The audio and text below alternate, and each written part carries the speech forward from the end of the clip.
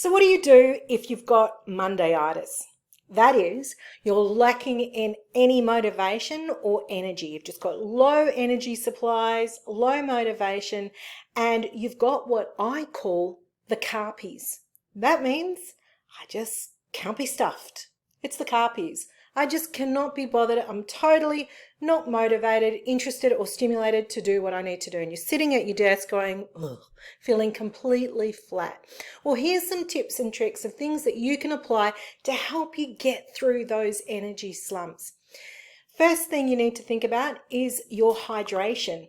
If you've had a really big weekend, maybe even a boozy weekend, chances are you're going to be a little bit dehydrated.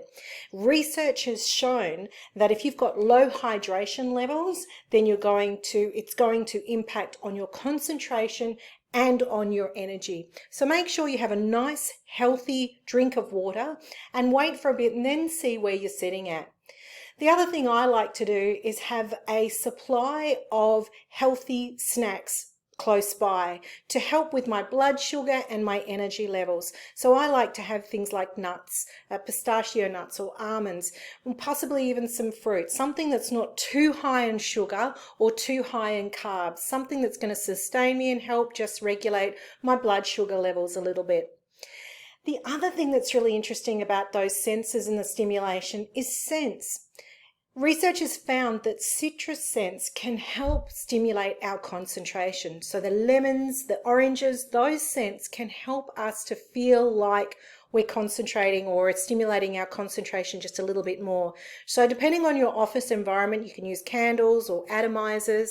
I like to use a hand cream. I've got this lovely hand cream. Shout out to Damati in the Northern Territory. They produce this beautiful hand cream made from lemon myrtle. Lemon myrtle is an Australian native which has high citrus levels, that element that creates the citrus scent, and apparently lemon myrtle is super high. So I put this hand cream on my hands when I'm feeling a little bit sluggish. It's a nice little stimulating, feel-good experience, and that scent keeps me going for a little while longer as I'm typing or using my hands.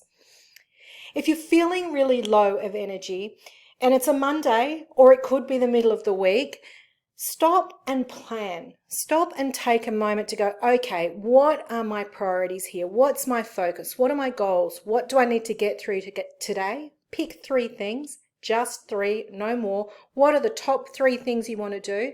And then focus, look at your calendar for the week and plot out how you're going to use those times, the pockets of time that you may have. What are the key things that you need to be working on in those times? So when you are low of energy, sometimes, or lacking in motivation, sometimes it's good to take stock and plan. Just planning is worthwhile activity. If you're really low on energy and really can't concentrate, that is a perfect time to do those low mental energy tasks, the things that don't require your mental capacity, don't do things that require a high level of accuracy, skill, or competency.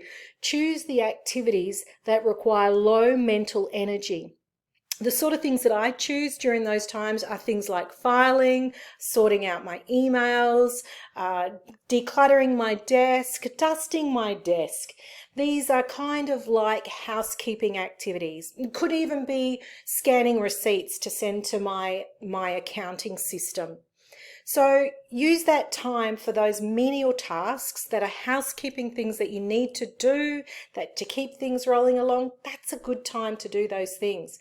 Because when things are really urgent, when you do have that high energy and mental capacity and you want to put things off, you will resonate towards those housekeeping things because it will feel like you've got a sense of accomplishment and you're doing something worthwhile, but it's actually a distraction from doing the things that you need to do. So get them out of the way. Do them so that you're not going to procrastinate and do them later when you do have mental energy. That's a good use of your time to do a little bit of housekeeping.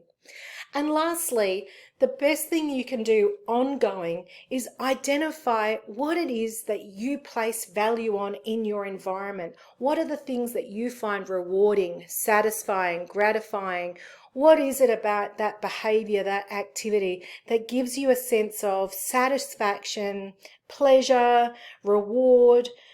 There's going to be a common thread there. And whatever it is, it's closely linked to your skill set.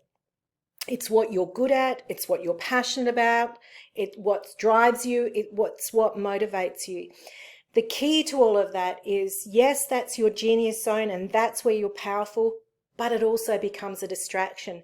It's those things that you choose to do over the things that you actually have to do.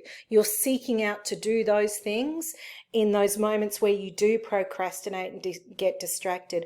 And once you're aware of what those value things are, those core beliefs, those things that are innately a part of you, you become a little bit more hyper aware of them, so that if you feel yourself pulling towards them, you know that it could potentially be a distraction, or it's a time to own it, embrace it, and do the work that you need to do. I hope that makes sense.